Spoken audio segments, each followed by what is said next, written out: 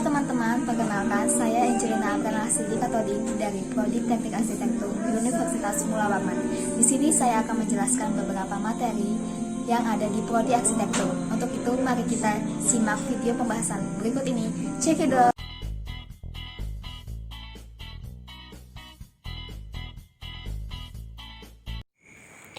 Proses desain adalah sebuah eksplorasi berupa serangkaian tindakan yang dapat dilakukan oleh arsitek untuk menghasilkan ide dan mengaktualisasikannya ke sebuah rancangan.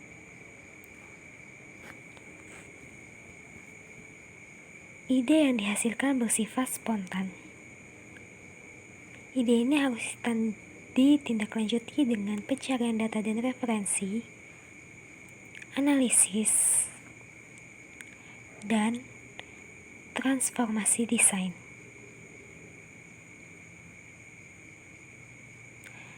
Paradigma proses desain. Arsitek melihat desain dari dua sudut pandang. Yang pertama, proses desain arsitektur, dan yang kedua, produk desain arsitektur. Kategori proses desain. Yang pertama, desain ikonis atau iconic design.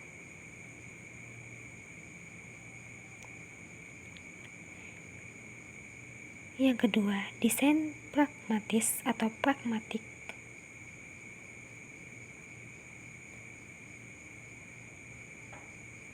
Yang ketiga, desain kanonik.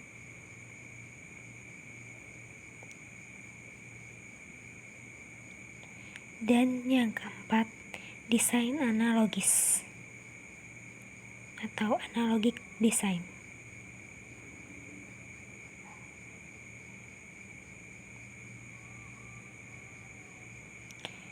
Teori proses desain.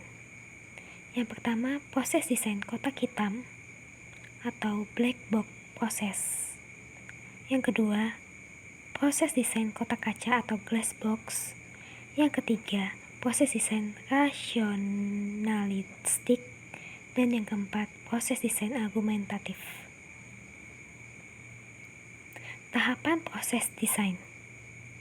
Yang pertama, tahap pengembangan wawasan komprehensif. Yang kedua, tahap perancangan.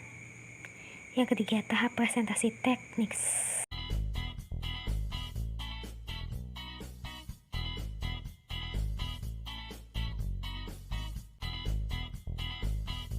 Apa hubungan arsitektur dengan manusia? Menurut Ballantine, bangunan dapat disebut sebagai arsitektur tergantung dari apa yang manusia rasakan terhadap bangunan tersebut. Apa hubungannya lingkungan terbangun dan manusia? Lingkungan terbangun dapat mempengaruhi perilaku, mendatangkan perilaku, membentuk kepribadian, dan akan mempengaruhi citra diri. Bentuk perilaku. Ada dua bentuk perilaku, perilaku tertutup dan perilaku terbuka.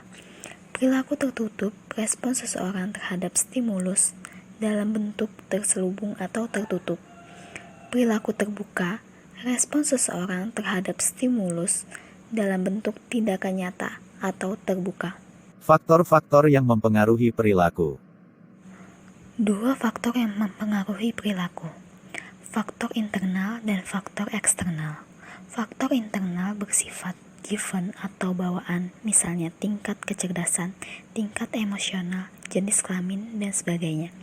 Faktor eksternal dari lingkungan, baik lingkungan fisik, budaya, ekonomi, politik, dan sebagainya. Proses pembentukan perilaku. Pertama, kesadaran mengetahui stimulus terlebih dahulu. Kedua, ketertarikan, mulai tertarik kepada stimulus. Ketiga, pertimbangan, memikirkan baik dan tidaknya stimulus bagi dirinya. Keempat, percobaan, mulai mencoba perilaku baru. Kelima, penerapan, telah berperilaku baru sesuai dengan pengetahuan, kesadaran, dan sikap terhadap stimulus. Apa itu behavioral architecture? Behavioral architecture atau arsitektur berbasis perilaku adalah arsitektur yang menerapkan pendekatan perilaku manusia dalam implementasinya. Elemen-elemen perancangan behavioral arsitektur. Pertama, ukuran ruang atau standar dan proporsi. Kedua, bentuk ruang. Ketiga, furniture. Keempat, visual atau warna, kecerahan, kontras, dan ritme. Kelima, thermal. Keenam, audial.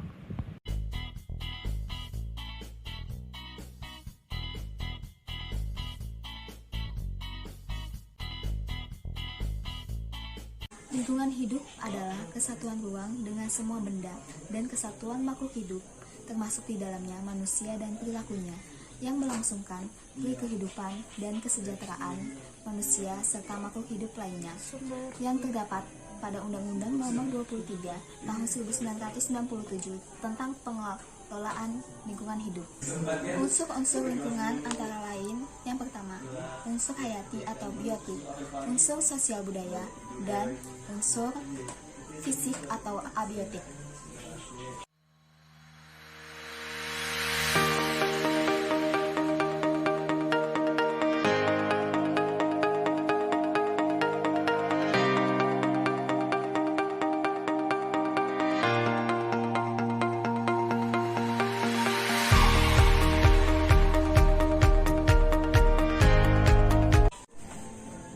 Bagaimana arsitek memandang isu lingkungan hidup?